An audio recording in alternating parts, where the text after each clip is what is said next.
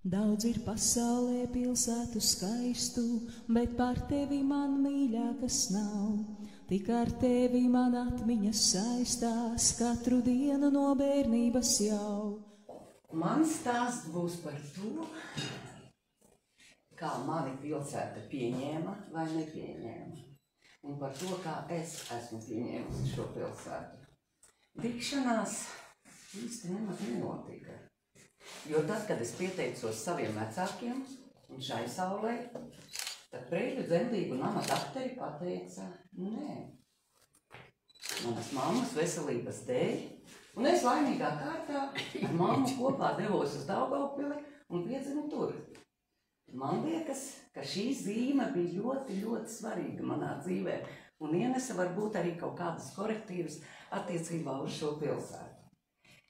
Ja es stāstīšu tālāk par nākamajām sajūtām, tās arī nebija visai tādas pozitīvas, jo tās bija vairāk baiļu sajūtas. Maza bērnu baiļu sajūtas. Es esmu Aizkalnes puses cilvēks, un es augu zēnu sabiedrībā. Man bija brālis un ļoti daudz brālēnu. Un jūs saprotat, meitenes, ja jums kaut viena ir tāda kompānija, tad jūs saprotat, tas ir apmēram tāpat kā Emīla Nedarbos vai Pepijai Garseķie. Ja, kad tu skrien, krīti, lauzi, dari kaut ko un vispār visādas interesantas lietas ar tevi notiek. Tad lūk, bet es tomēr biju meitene, es tomēr biju nedaudz rātnāka. Un tad, kad puikas draiskojās, tad mans tētis teica tā. Es teikšu tieši tai vārdā, kā viņš teica, atvainojiet, ja? Vecākā paudze, jaunākai paudzei šis vārds neko neizteiks droši vien. Bet viņš teica tā, ja neklausīsiet, aizvedīšu uz Preiļiem un atdošu Murlam.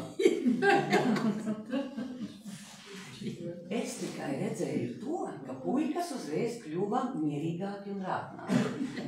Es tā ilgi nevarēju saprast, kas tas par cilvēku? Vai vispār, vai tas ir cilvēks? Jo manā uztverē, tas bija jau kaut kas briesmīgs, jo ja jau puikas sāk tā klausīt, tas nozīmē, ka labi nebūs, ja? Bet ko es tajā laikā zināju par briesmoņiem? Tik vien, kā no latviešu tautas pasakām, kā jūs domājat, ko? Lutausis. Lutausis, man liekas, man vēl nebija man bērnībā šis grāmatas, bet vēlnas no latviešu tautas pasakām, ja? Un es biju iedomājusies kaut ko tādu. Bet vienreiz man tā interese tik ļoti bija sakāpināta, ka es nācu brālim klāt un teicu, paklau, pastāsti, kas tas tāds ir?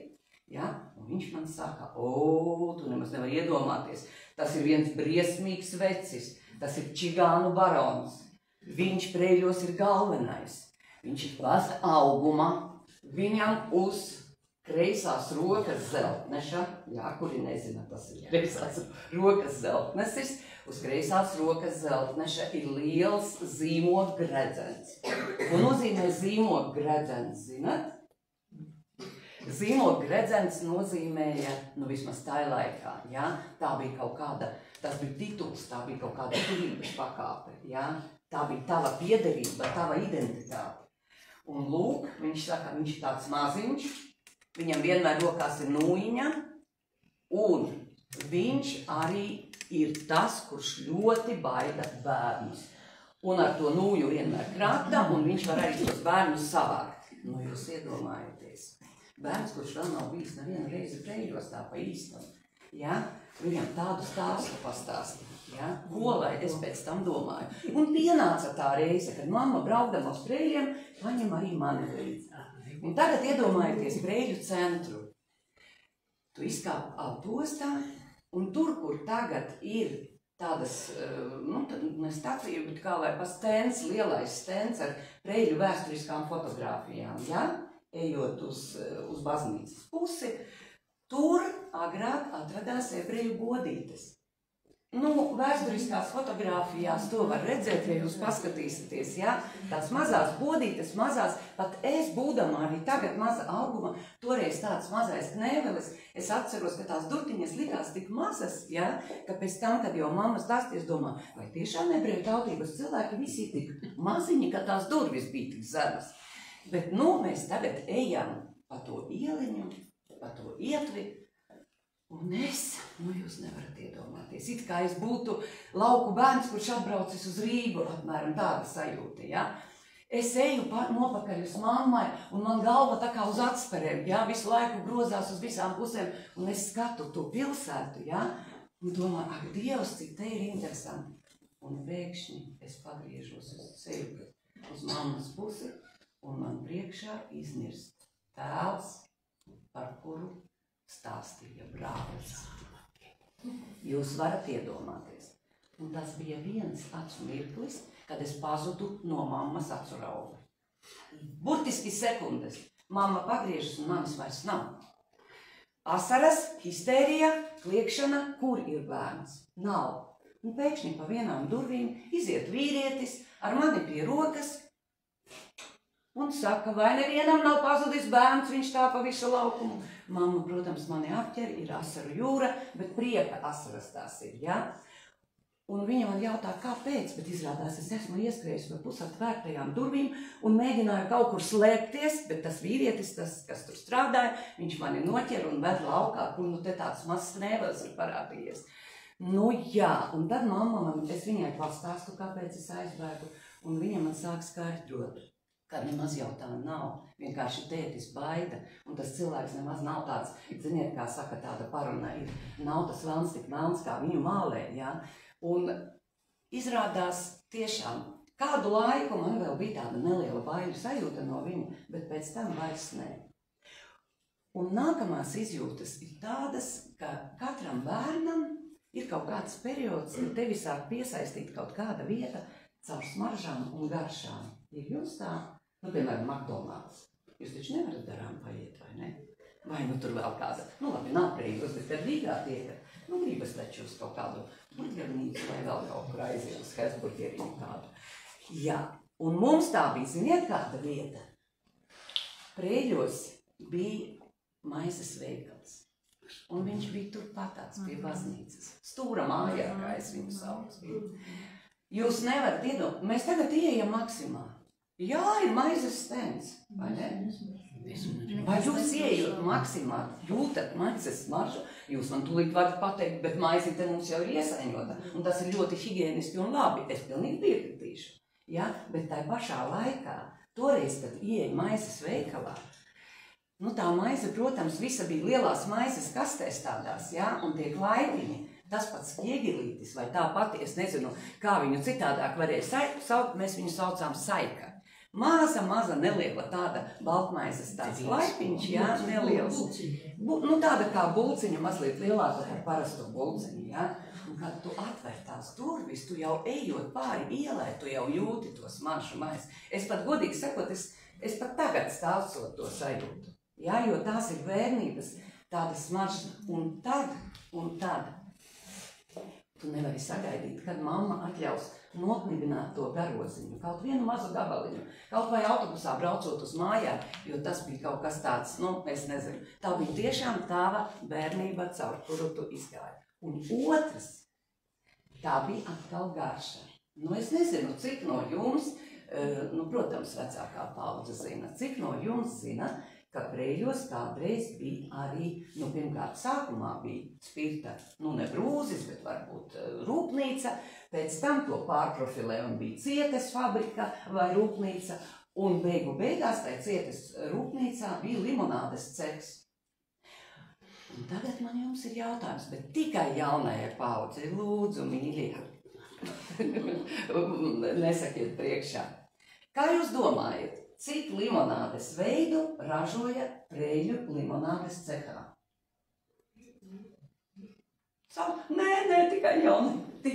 tikai jaunieši gribētos dzirdēt. Es saprotu, ka mēs visi zinām. Sauciet ciparu kaut kādu, nu sauciet. Cik? Vienu vārdu. Vēl. 3, vēl. 2. Nē. 5. Nē. 7. Nē. Kurš teica 8? Jā. Nu, ko lai es saku? Es tagad nosaukšu tās limonādes. Es tagad nosaukšu, jāatcerēšos visus, jā. Tātad, bija klasiskā, bija citronu, bija apelsīnu, bija mandarīnu, bija bumbieru, bija vasara, bija veldze. Jā, nu nezinu, vai visas nosaucu, bet es jums teikšu, nekad dzīvē vairs neesmu dzerusi tik garšīgu limonādi, kādas bija toreiz, jo tās ražoja tieši tāpat kā maizi, tikai no dabiskām izēvielām, ja? Un tieši tāpat arī limonādi. Un šī Cēsīs ražotā ir vienīgā, es jau domāju, varbūt viņi kaut ko bija pašpikojuši no tiem preļiem, ir vienīgā limonāde, bet tad, kad dzersi, tad varēs uzcienāt arī citus, lai ticēsiet, vai, nu jā, bet jūs jau nezināt to garšu, bet tā ir vismaz blakus stāvējusi preļu limonādē, tāpēc paldies, ka uzmēs, lūdzu, maza dāvaniņa. Jā, nu, lūk, tās bija caur smaržām un garšām, bet pēc tam ir vēl viens objekts preļos, par kuru droši vien jaunieši varēs zināt tikai pēc nostāstiem vecāku vai vecvecāku. Un tas ir, lūdzu, jūsu visu un mūsu mīļā preļos atpūtas zona, kur mēs atpūšamies, ja? Pie pampūkām, tur blakus, kur mēs peldamies. Bet vai jūs zināt to, ka kādreiz tur bija īsta peldētava ar 4 peldceliņiem? Tur bija arī glābēja būdiņa, neliela glābēja mājiņa, kur vienmēr bija ne tikai kā šobrīd ir cilvēks, kurš izdod sporta inventāru, jā, jūs izsniedz, bet tur bija cilvēks, kas tiešām bija apmācīts un kas darbojās arī kā glābējs. Un šī vieta bija brīnišķīga, kāpēc par to stāstu es? Tāpēc, ka es uzaugu pie 2 ezeriem, un tad, kad Jasmuižā vai Aizkalnas pamatskolā skolotājs Lozda pati uzaicināja mani uz sacensībām rajona peldēšanā, es, protams, labprāt piekritu un braucu, jo tā bija burvīga iespēja un tas ļāva preļus iepazīt vēl dziļāk. Ja, un šīs peldēšanas sacensības notika regulāri, kuri tie bija gadi, tas bija 68., 9., 70., apmēram 71., es domāju, un tālāk tajos gados. Nu, lūk, šīs atmiņas, kas saistās ar kaut kādām konkrētām vietām. Bet tad, kad es sāku mācīties vidusskolā, es biju jūsu vecumā, jo toreiz bija pamatskolas bija 8-gadīgās, beidzot Aizkalnas pamatskolu, es atnācu uz Preļu 1. vidusskolu, uz 9. klase, un 3 gadi 9., 10. un 12. un 11. Ja, ko beidzu. Bet vidusskolas laikā bija jau pavisam citas sajūtas, jo tā pa īstam jau es sāku arī dzīvot Preļos. Un Preļi tajā laikā, no ar ko saistās jums tagad pilsēta? Pilsēta saistās pirmkārt ar draudzību, ar draugiem, ar to, ka jūs esat visi kopā. Un tieši tāpat bija arī mums. Un varu atklāt jums vēl vienu noslēpumu, ka tajā laikā, kad mēs bijām jauni, tad Preļu kultūras namā balles notika katru sestdienu un katru svētdienu. Un vienmēr bija dzīvā mūzika. Un lai tiktu no laukiem uz šīm ballītēm, tāpat kā jūs varbūt dažreiz mammai sastāstat visādas ticamas un neticamas pasakas, lai kaut kur tiktu uz kādu ballīti, tusiņu vai dzimšanas dienu. Tāpat arī mēs, mammas aizmirstu grāmatas. Es neesmu sagatavojusies tādam priekšnetam, man tur grāmata palika, man vajag braukt uz Preļiem. Bet, protams, ka mēs bijām kultūras namā, un tur arī bija pirmā mīlestība, un tur es arī iepazinos ar savu vīru, ar kuru kopā esam. Bailes par te, 42 gadus.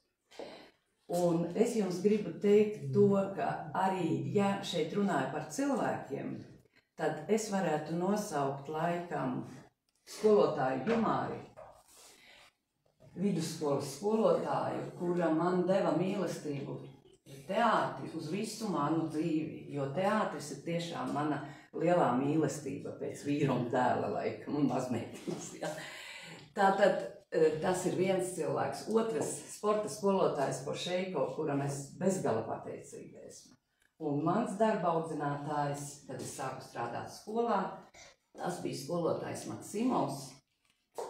Viņu jau sen visu nav, un nav arī 4. cilvēka, ko es gribētu nosaukt. Tas ir Jānis Eglītis, kas tiešām, ne jau velti viņš ir Preļu goda pilsonis. Tas bija bijušais Preļu pilsētas mērs, tas bija bijušais Preļu pirmās vidusskolas, viens no labākajiem skolēniem, un tas bija arī Preļu ģimnāzijas, kurā daudzi no jums mācās, dibinātājs. Jā, tāpēc šie cilvēki ir ienākuši manā dzīvē ar ļoti, ļoti pozitīvām emocijām. Bet, ja runāju par pilsētu, tad es mīlu Prēļus ar visiem, kur te mums tās līgstas tēku ir, ar visām tām vārnu vai kovārņu balsīm no rītiem un arī naktīs, kas pamodina brīžiem, ar mūsu skaisto Prēļu parku un pili, ar Jelienas Mihailovas skaistajām lellēm, ar Aleksandra Nestiruka metāla izstrādājumiem. Un es tā varētu saukt ļoti, ļoti daudz, jo mums ir daudz talantīgu cilvēku, paldies viņiem, ka viņi arī ikdienā vairo mūsu pilsētas labo slavu. Un lai jums arī izdodas iemīlēt šo pilsētu, tāpat kā man un tāpat kā visiem iepriekš. Un pēc tam arī stāstīt. Daudz ir pasaulē pilsētu skaistu, bet par tevi man mīļākas nav. Tik ar tevi man atmiņas saistās katru dienu.